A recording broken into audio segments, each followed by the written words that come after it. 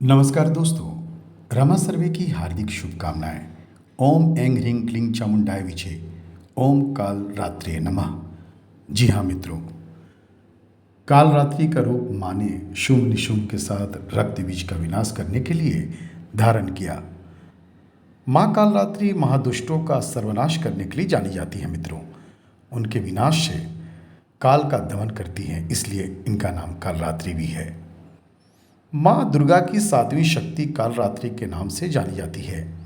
पूजा के सातवें दिन माँ काली की उपासना का विधान है। ब्रह्मांड की समस्त सिद्धियां का द्वार खुलने लगता है और माँ कालरात्रि को काली, महाकाली, भद्रकाली, भैरवी, मृत्युरुद्राणी, चामुंडा, चंडी और दुर्गा के कई विनाशकारी रूपों में से एक माना जाता है मित्रों। रौद्री, ध्रुमवर्णा कालरात्रि माँ के अन्य कुछ प्रसिद्ध नामों में से एक है। देवी के इस रूप में सभी राक्षस, भूत, प्रेत, पिशाच और नकारात्मक ऊर्जाओं का नाश होता है, जो उनके आगमन से पलायन भी करते हैं। माँ कालरात्रि से मिलने वाले पुण्य यानी सिद्धियां और निधियां विशेष रूप से ज्ञान, शक्ति और धन का वह भागी बन जाता है मित्रों। उसके समस्त पापों विघ्नों का नाश हो जाता है और पुण्य लोकों की प्राप्ति होती है भक्त को। चलिए अब माँ की महिमा के बारे में जानते हैं। बहुत समय पहले संसार पर अत्याचार का अंधकार छाया हुआ था। शुंभ, निशुंभ और रक्तबीज जैसे राक्षसों ने देवताओं और मानवों के जीवन को दुखों से भर दिया था। उनकी शक्तियाँ इतनी प्रबल थी कि उसके सामने किसी भी योद्धा का टिकना असंभव था। रक्त बीज की खासियत थी कि जब भी उसकी एक बूंद रक्त गिरती, उससे और अधिक राक्षस उत्पन्न हो जाते।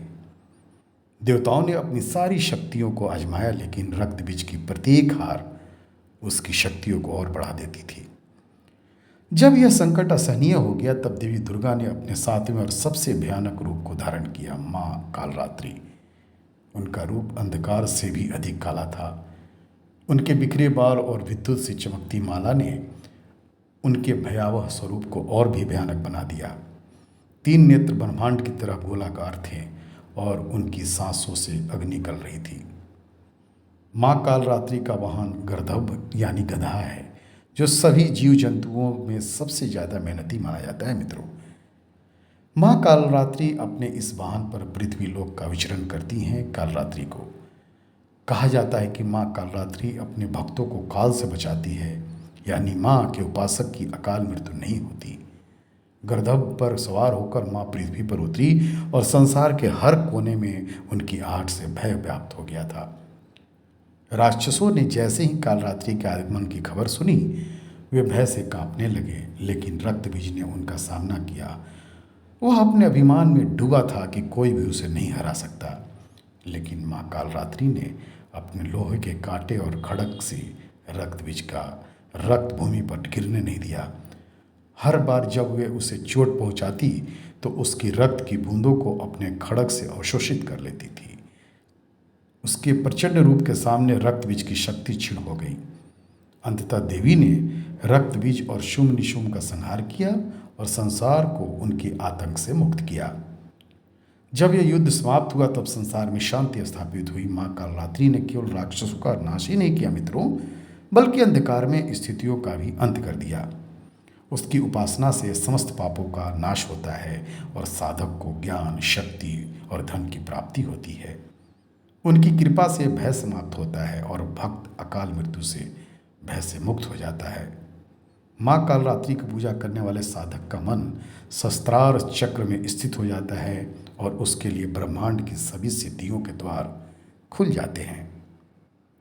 देवी कालरात्रि का यह स्वरूप सिखाता है मित्रों कि चाहे कितनी भी कठिनाइयाँ हों, सच्चे साहस और निष्ठा से उनका सामना करने पर अंधकार का नाश अवश्य होता है। उनके भक्त जीवन में निर्भय होकर हर संकट का सामना करते हैं और उनकी कृपा से सभी भय समाप्त हो जाते हैं। या देवी सर्वभूतेषु कालरात्रि रूपेण सन स्थिता। नमस्तस्यै नमस्तस्यै नमस्तस्यै नमो नमः। बहुत बहुत धन्यवाद।